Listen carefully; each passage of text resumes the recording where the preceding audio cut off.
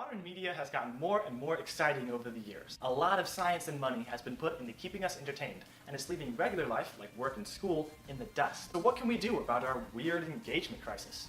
Well, we can turn to games, more specifically, gamification. In this video, I'm going to do my best to tell you what gamification is and answer the question, how can gamification and games in general be used to make education more effective and engaging? But before I can give you an answer, we need to break this question down into more manageable chunks.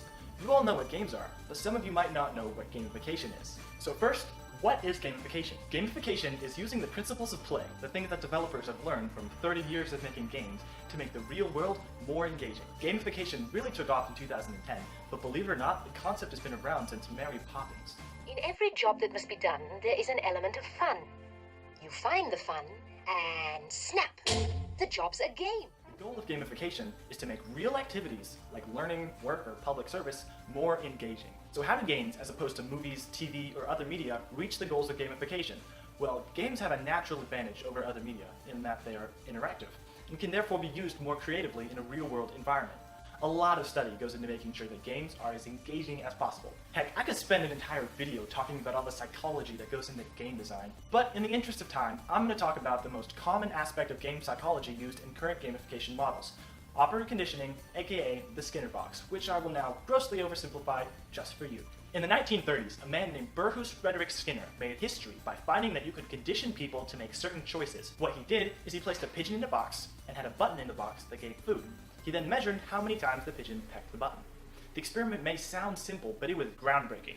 He called his findings operant conditioning. He also found that operant conditioning, 1, works on humans, and 2, is more effective if you don't give a reward every time, instead giving a reward every random number of times the action is repeated, or giving a reward after a certain time period. He theorized that this was the reason that people gambled, but you might start seeing how this relates to games. Random loot drops, leveling systems, leaderboards, and achievements are all examples of Skinner box techniques. These Skinner box techniques are part of the reason that people spend time doing action in games that have long since stopped being fun.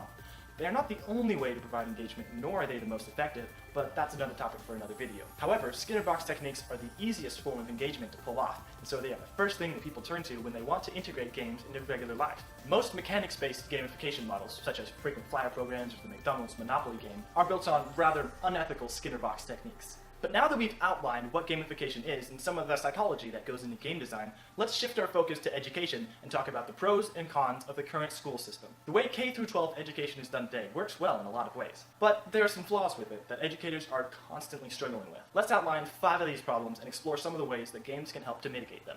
First is the fear of failure, especially regarding homework. Students start with a 100 and only go down from there. This makes the student's motivation a fear of failure instead of a want for success. This issue can be lessened by simply counting up instead of down.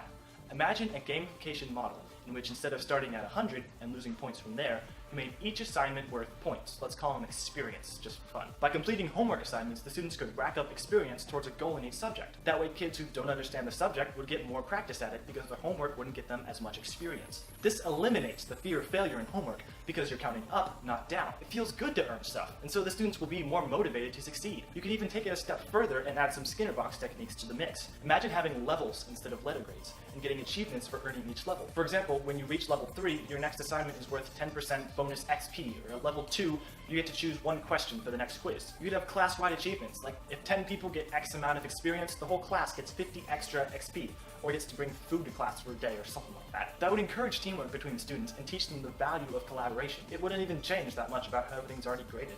Well, anyways, moving on. Next up is that everyone learns differently. There's not enough teachers or time to make sure that every kid understands everything, so some people are bound to get left behind when they don't get something. This problem could be lessened with game metrics. When you play any game, especially multiplayer games, a lot of data is sent to the developer to help make the game more fun, and this data is called metrics. This could be used with an educational game as well. Imagine a game where if the student had trouble with a certain subject, a notification would be sent to the teacher to give them one-on-one help. Or if a student excelled in a certain subject, the teacher would know and could pair that student up with someone who wasn't doing so well. That would free up a lot of the teacher's time from trying to do the same thing with paper assignments, and give them more time to do what they want to do: teach. Programs like Imagination Station and Khan Academy are good examples of this basic concept, but neither does a good job of making the student interested in the subject matter. More on that later. The third issue is that it's hard to integrate 21st century skills into a classroom environment. The 21st century skills are critical thinking, communication, collaboration, and creativity. Schools that don't follow a project-based learning curriculum miss out on teaching their students these vital skills, and therefore don't prepare their students for the real world. However, games and gamification can. Games encourage finding creative solutions to problems, working with others toward a common goal, and communicating with other people to help solve those problems and work towards those goals, for better or for worse. Oh, it's a lot better than we usually do. Alright, chums, ready, guys? let's do this. Leroy Jenkins! Oh my god, he just ran in. Save him! Oh, geez, stick to the plane. Oh Jesus, let's go. Most people, however, don't realize that they're building these skills and don't transfer them over to the real world. It's the teacher's job to make sure that the vital transference of knowledge happens and that the students are able to apply those skills to regular life. Fourth, schools have trouble imparting agency to kids that don't have any. Agency, in short, is the feeling that your choices matter and that you have control over your future. A lack of agency usually results in a lack of motivation, and it's hard to instill agency into people with our current education system. Playing games can help to impart agency because you make a lot of decisions and you see the results of those decisions quickly. This teaches the player to think about the consequences of their actions. Once again, it's important for the teacher to assist the transference of knowledge from the game to the real life. Fifth, a lot of attempts to incorporate games into the classroom just ends up trying to jazz up information that the student doesn't care about. You've all seen it before. The games that try to convince you that you're having fun while beating you over the head with boring information. Most current attempts at using a game and gamification to help students learn approaches the matter with a completely wrong mindset. Game techniques are not just a magic fairy dust that you can sprinkle over any mundane task and suddenly make it interesting. Games and gamification techniques should be used to inspire learning and simply guide the student to teach themselves by making the topic interesting and mysterious. This type of learning is called tangential learning. Kerbal Space Program is a shining example of this type of learning. The game doesn't force information onto the player, but encourages them to figure things out on their own. The game makes learning fun enough that the player wants to know more and is willing to do independent research to fulfill this want. Keep in mind that a student's own curiosity will always do a better job at teaching them than any game. And that's how games and gamification techniques can help make education a little more interesting for everyone.